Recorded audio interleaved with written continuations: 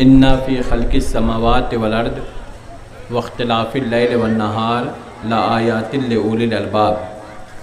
सदक़ल्लाहु मौलाना अज़ीम व सदक़ रसूलुहुन नबियुल करीम सल्लल्लाहु ताला अलैहि वसल्लम। आए सबसे पहले नबी पाक सल्लल्लाहु ताला अलैहि वसल्लम की बारगाह में नजराना दरूद पेश करने की सआदत हासिल करें। अल्लाहुम्मा सल्ली अला सय्यदिना शफ़ीना मौलाना मुहम्मदिन बारिक वसल्लिम सल्लु अलैहि सलातुम व सलामन अलैका या रसूलल्लाह सल्लल्लाहु ताला अलैहि वसल्लम। अज़ीज़ान गिरामी, मैंने जिस आयत पाक की तिलावत की है, इस आयत पाक में अल्लाह ताला फरमा रहा है, मैंने आसमानों ज़मीन की बनावट में, रात और दिन के आने जाने में अक्लमंदों के लिए निशानियां रखी हैं। यानी परवरदिगार कह रहा है कि अगर इंसान इस दुनिया में गौर कर लेता तो वो खुदा को पा लेता, खुदा की पहचान हासिल कर लेता। लेकिन जिन चीज़ों को अल्लाह ने अपनी पहचान का ज़रिया बनाया, उसी चीज़ को इंसान ने अपना खुदा बना लिया। फिर अल्लाह ने अंबिया और रसूलों को भेजना शुरू किया, और जिस ज़माने में जिस नबी या रसूल को भेजा, उस ज़माने में जिस चीज़ की ज़रूरत थी उससे सजा और संवार करके भेजा। मिसाल के तौर पर हज़रत मूसा अला नबीना अलैहिस्सलातु वस्सलाम को अल्लाह ने फ़िरौन के यहाँ भेजा कि फ़िरौन को समझाएं कि वो खुदा की इबादत करे।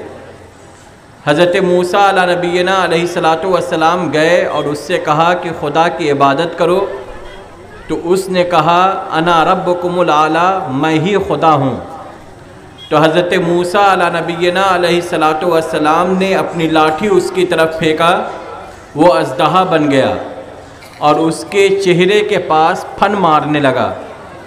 तो फ़िरौन ने कहा, ए मूसा मुझे इससे बचाओ। हज़रत मूसा ने उस पर हाथ रखा तो वो अपनी पहली शक्ल लाठी में तब्दील हो गया।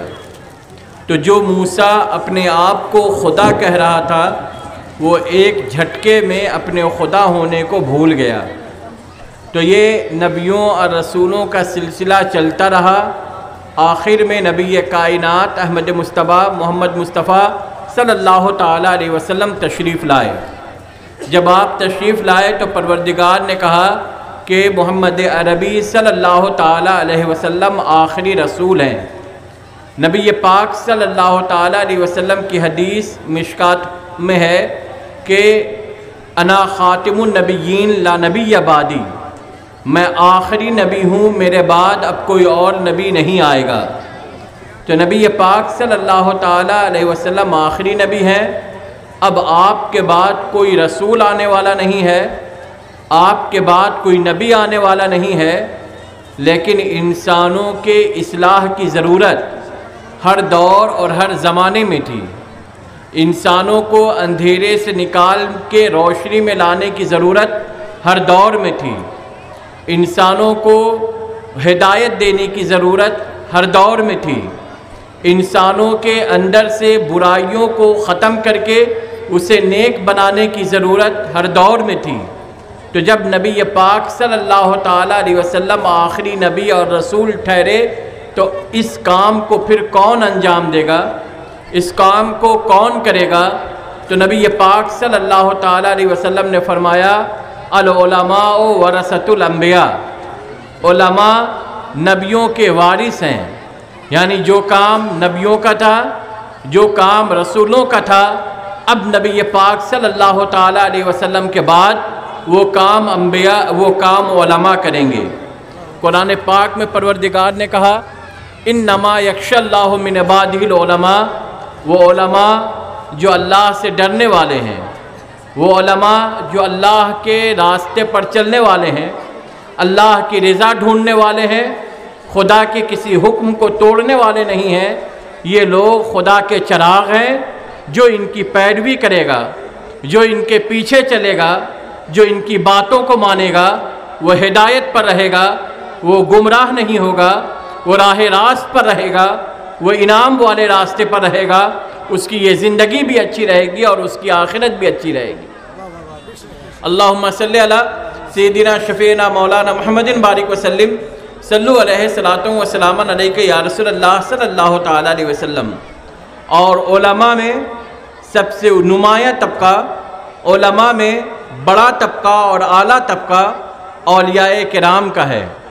کہا العلماء الولایت ظل النبوہ والنبوۃ ظل الالہیہ، کہ ولایت جو ہے یہ نبوت کی جھلک ہے، نبوت جو ہے اس میں خدا کے صفات کے جھلک ہیں، یعنی جو بھی نبی ہوتا ہے اس کے اندر کسی نہ کسی، جو بھی ولی ہوتا ہے اس کے اندر کسی نہ کسی نبی کی صفت ہوتی ہے، کسی نہ کسی نبی کا کمال ہوتا ہے۔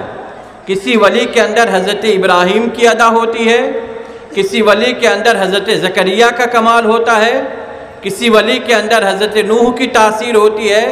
حضرت غوث پاک رضی اللہ تعالیٰ عنہ نے فرمایا کل ولی لہ قدم و انی علی قدم النبی بدر الکمالی، ہر ایک ولی کسی نہ کسی نبی کے نقش قدم پر ہے، اور میں نبی کائنات احمد مصطفیٰ محمد مصطفیٰ صلی اللہ تعالیٰ علیہ وسلم کے نقش قدم پر ہوں، یعنی میں مصطفیٰ کی زندگی، میرے اندر مصطفیٰ کی زندگی کی جھلک ہے، میرے اندر مصطفیٰ کے کردار کی جھلک ہے، میرے اندر مصطفیٰ کی اداؤں کی جھلک ہے، میں جمال مصطفیٰ ہوں، میں نبی کائنات صلی اللہ تعالیٰ علیہ وسلم کی اداؤں، ان کے کردار، ان کے صفات کی تصویر اور آئینہ ہوں۔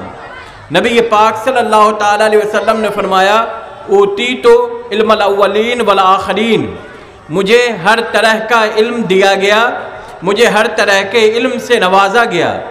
غوث پاک رضی اللہ تعالیٰ عنہ نے کہا کہ میں اپنے مریدوں اور اپنے لوگوں کے حالات کو ایسے ہی جانتا ہوں جیسے انسان اپنے ہاتھ پر رکھے ہوئے رائی کے دانے کو دیکھ لیتا ہے اور جانتا ہے۔ نبی پاک صلی اللہ تعالیٰ علیہ وسلم نے فرمایا اوتیتو مفاتیح خزائن الارض، مجھے آسمان و زمین کے خزانوں کی کنجیاں دے دی گئیں۔ نبی پاک صلی اللہ تعالیٰ علیہ وسلم نے فرمایا کوئی نبی ایسا ہو ہی نہیں سکتا کہ اس کے 2 وزیر آسمانوں پر نہ ہوں اور 2 وزیر زمینوں پر نہ ہوں۔ رہا میں تو میرے 2 وزیر آسمانوں پر فجبریل و میکائیل، تو وہ جبریل اور میکائیل ہیں، فوزیرای علی الارض، اور میرے 2 وزیر زمین پر فابو بکر و عمر، تو وہ ابو بکر اور عمر ہیں۔ تو آسمان پر 2 وزیر کا ہونا، زمین پر 2 وزیر کا ہونا، یہ اس بات کی علامت اور پہچان ہے اور نشانی ہے کہ نبی پاک صلی اللہ تعالیٰ علیہ وسلم کی بادشاہت آسمانوں پر بھی ہے، نبی پاک صلی اللہ تعالیٰ علیہ وسلم کی بادشاہت زمینوں پر بھی ہے۔ اللہ تعالیٰ نے اپنی بادشاہت کی کنجیاں نبی پاک صلی اللہ تعالیٰ علیہ وسلم کو عطا کر دی ہیں۔ آپ جیسے چاہیں اس دنیا میں تصرف کریں، آپ جیسے چاہیں اس دنیا میں اپنے معاملات کریں، آپ چاہیں لوگوں کی زندگیوں کو بنائیں، آپ چاہیں قوموں کو ترقی دیں، آپ چاہیں قوموں کو پستی دیں، ہر ایک چیز کا اختیار اللہ نے نبی کائنات صلی اللہ تعالیٰ علیہ وسلم کو عطا فرما دیا۔ حضرت غوث پاک رضی اللہ تعالیٰ عنہ کے اندر اگر نبی پاک صلی اللہ تعالیٰ علیہ وسلم کے اس صفت کی جھلک دیکھیں گے تو غوث پاک رضی اللہ تعالیٰ عنہ نے 12 سال سے ڈوبی ہوئی بارات کی طرف نظر کیا تو وہ ڈوبی ہوئی بارات صحیح سلامت 12 سال کے بعد دریا سے نکلتی ہوئی نظر آئی۔ نبی پاک غوث پاک رضی اللہ تعالیٰ عنہ نے اگر کسی مردے بچے پر نظر کر دیا وہ مردہ بچہ زندہ ہو گیا۔ غوث پاک رضی اللہ تعالیٰ عنہ نے جن اگر کسی کے بچی کو لے کر کے گیا ہے، غوث پاک رضی اللہ تعالیٰ عنہ نے کہا ہے تو جنہوں نے اس کی بچیوں کو واپس کر دیا ہے۔ کوئی کسی عورت کی عزت کو لوٹنا چاہتا ہے، حضرت غوث پاک رضی اللہ تعالیٰ عنہ بغداد میں بیٹھے بیٹھے اس عورت کی عزت کو بچاتے ہوئے نظر آئے ہیں۔ کوئی چور آپ کے گھر گیا ہے، غوث پاک کی نظر پڑی ہے تو وہ ابدال کے منصب پر پہنچتا ہوا نظر آیا ہے۔ غوث پاک نے اگر کسی بے نصیب پر نظر کیا ہے تو وہ نصیبے والا ہو گیا ہے، کسی غریب پر نظر کیا ہے وہ خوشحال ہو گیا ہے، کسی ان پڑھ پر نظر کیا ہے وہ علم والا ہو گیا ہے، اگر کسی تکلیف والے پر نظر کیا ہے وہ آرام میں آ گیا ہے، وہ اگر کوئی تڑپ رہا ہے غوث پاک رضی اللہ تعالیٰ عنہ نے اسے سکون دے دیا ہے۔ یہ بغداد کا واقعہ ہے کہ بغداد کے لوگ سمندر کا سفر کر رہے تھے، سمندر میں طوفان آ جاتا ہے، کشتی ڈوبنے کو ہے، ہر ایک انسان اپنی زندگی سے مایوس ہو جاتا ہے، ہر ایک کلمہ پڑھنے لگتا ہے کہ اب ہماری زندگی ختم ہونے والی ہے۔ اسی میں سے ایک شخص کہتا ہے کہ سب کے سب بغداد کی طرف رخ کر لو اور غوث پاک کو پکارو۔